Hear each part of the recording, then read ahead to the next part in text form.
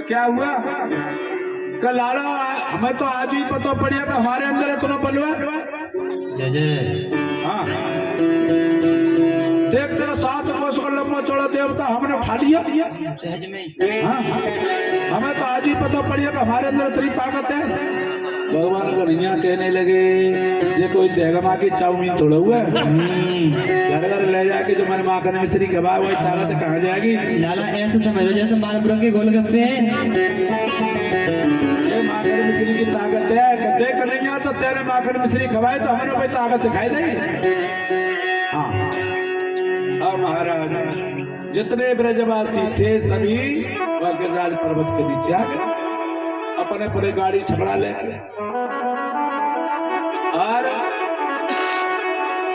और 7 दिन होने के लिए जा रहे हैं। पानी बरसते बरसते बरसते बरसते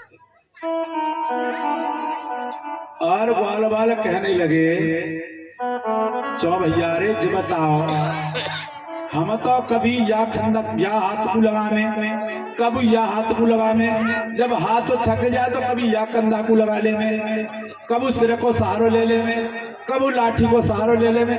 लेकिन या लाला को देख रहे 7 दिन से जे एक कोई हाथ लगाए खड़ो है तो लाला के पास में जाके बोले देख कन्हैया हम तो को देख रहे हैं हम तो कभी या कंधा को लगाए में कभी या कंधा को लगाए में तू एक कोई हाथ लगाए खड़ो है। देख ज्यादा मेहनत मत करे नहीं बीमार पड़ जाएगा। तो क्या करें? कह देख अब हम थोड़ा सादे रहेंगे और तू थोड़ी देर आराम कर ले। अच्छा तो तुम साध हो गए और क्या तुझे समझ रहे हो तू अकेले धारण करे जाए? अच्छा तो चलो हम आराम कर रहे हैं तुम ही साध हो। जैसे ही भगवान ने तलवार उंगली नीचे को करी और सबके डंडा चटा चट बोले गए और सब बोले रे कन्हैया संभालियो। अरे भैया साथ साथ साथ। और भगवान तो पहले से सब कुछ संभाले खड़े थे। भगवान तो सब कुछ पहले से संभाले खड़े थे। अब आप उसे में कहने लगे छोरे जी बताओ जन ने कई हाथ नीचे को करो है तो सबके डंडा चटा चट बोले गए। अगर ने को नीचे कर लेता तो सबके कंधे ही चटा चट बोल जाते। अब जी देखो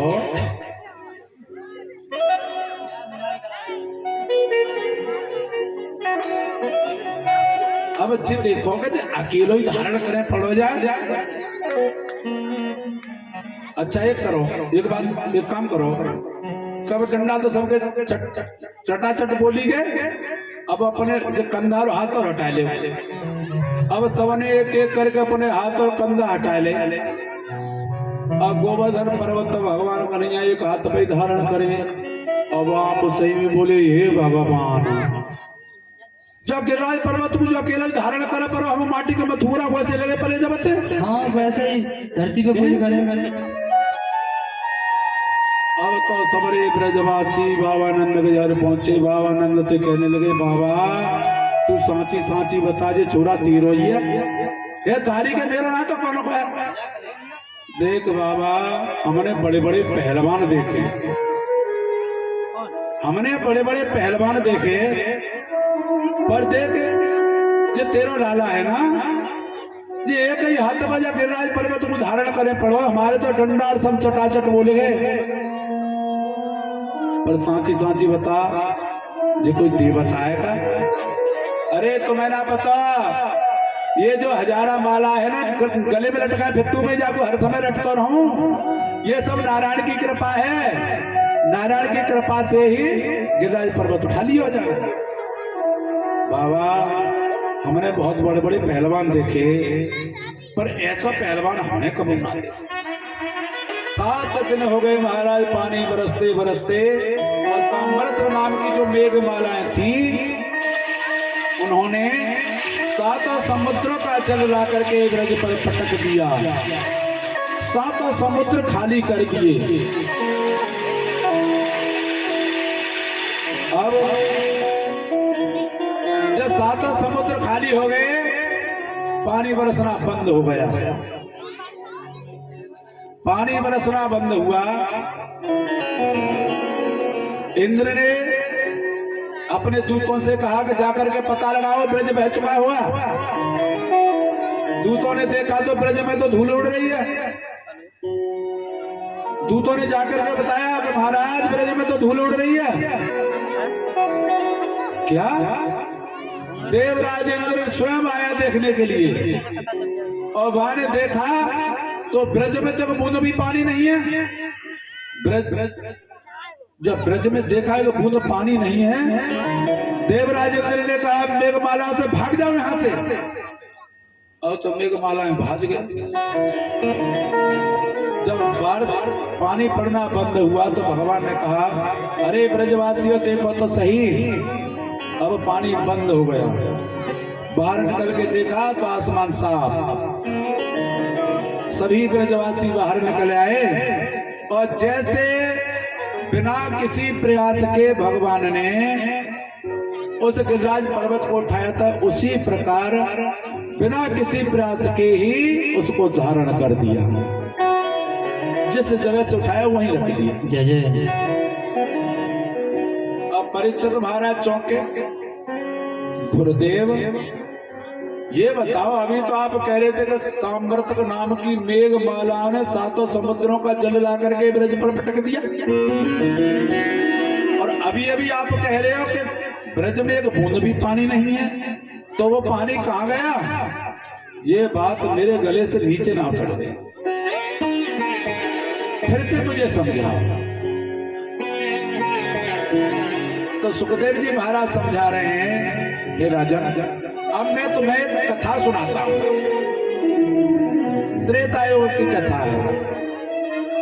एक बार मैया सीता ने प्रभु श्री राम से कहा था कि प्रभु मैं एक किसी संत को अपने आंगन में जमाऊंगी, भोजन कराऊंगी, और समझ लेना जिस आंगन में संत भोजन कर जाएं वो आंगन शुद्ध और पवित्र हो जाता है। जय जय।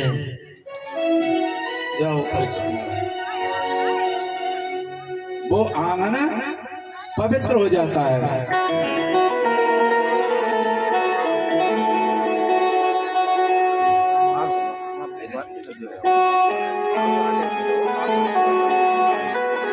बोलिए वृंदावन बिहारी लाल की।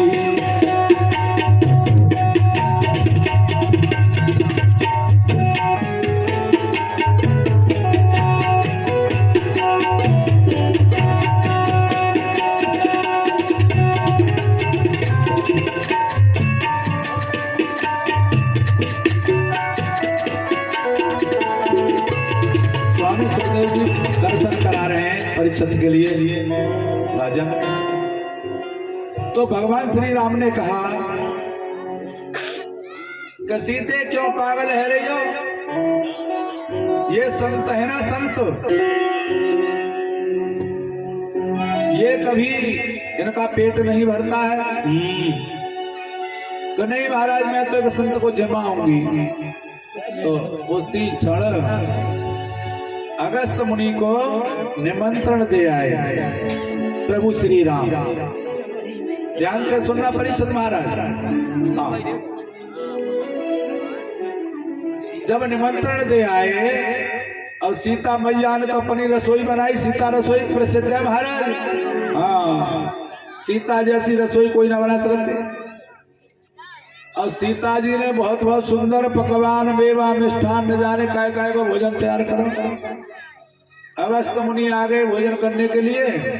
आसन डाल दिया मैया ने, और छोटी छोटी कटोरी, किसी में खट्टा चार, किसी में मीठा, किसी में चटपटा, और नाना प्रकार के मिष्ठान, सब्जी नाना प्रकार की, फल नाना प्रकार के, मेवा इत्यादि बहुत कुछ रखा। और कहा महाराज पाओ। अब तो अगस्त मुनि हंसने लगे। सीते क्या करूं? इन्हें कहा कि महाराज पाओ, कि इनको नाक में डालू, कि आंख में डालू, कि कान में डालू, क्या करूं इनको? अरे महाराज पाओ, मैं और बना रही हूं। ठीक है, पा रहे। अब जो सामान था सब एक मंडल में करके एक बार में ही स्वाहा। अब सीता जी और लेके आई, यानी जितना आटा लगाया वो समाप्त हो गया। फिर से आटा लगा लिया सीता मैया ने, वो भी साफ। फिर से आटा लगाने लगी और बोने बंद हो रहे तो पाते जा रहे महाराज। सीता मैया हाथ जोड़ कहने लगी बाबा बीच बीच में थोड़ा जल पी लिया करो। अगस्त मुनि कहने लगे सीते भोजन करा रही है तमाशे कर रही हो तो क्यों? जब आधा भोजन हो जाएगा तब पानी पी। महाराज अभी आधो ना भयो कभी शुरू का हुआ है। हे भगवान सुबह से लेके शाम तक 18-12 आटा लगा लो मैया ने, पर बाबा कई बंद रह रहे। सीता मैया शाम को फिर कहने लगी बाबा थोड़ा सा जल ले लो। अरे सीते आधा भोजन हो जाएगा तब जल लूंगा, भी आधा भय ना है। और तो सीता मैया घबरा गई है भगवान जी बाबा है क्या कोई बाबा लो है। हाँ जब वृंदावन में बाबा में जब आजू खास बात है कि खाए के बाबा को हाथ सूखो के बाबा भूखो। अल्लाह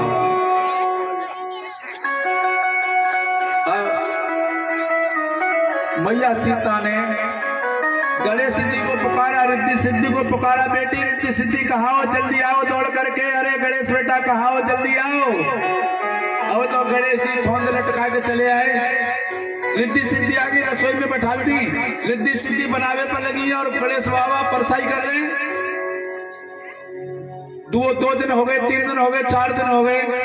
चौथे दिन मैया बोली सीता बाबा थोड़ा सा जल ले ले। सीते आधा भोजन हो जाएगा तब मैं जल लूंगा। बाबा भी आधो ना है। अब सीते बोली हे भगवान कैसे लाज बचेगी आज बाबा थे। महाराज पाते पाते पाते पाते 18 दिन हो गए।